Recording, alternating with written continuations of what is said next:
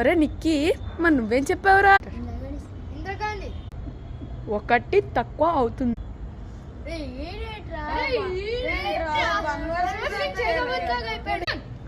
ఏం తక్కువ అవుతుందో తెలుసా? చెప్పాలా?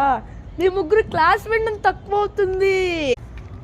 ఈడు క్లాస్ రూమ్లో పడుకున్నాడు, ఈడు బాడీ ప్రెజెంట్ మైండ్ ఆబ్సెంట్, ఈడు కూడా బాడీ ప్రెజెంట్ మైండ్ ఆబ్సెంట్.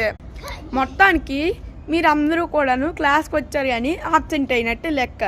మీ ముగ్గురికి ఆబ్సెంట్ వేస్తాను, ప్లస్ పనిష్మెంట్ కూడా ఇస్తాను. ఏమీ లేదు, సింపుల్ పనిష్మెంట్ అంతే. మీరు బయటికి వెళ్ళిపోయి కుర్చీ మీద కూర్చోండి, ఓకేనా? అంటే కుర్చీ ఉండదు కానీ మీరు కూర్చోవాలి.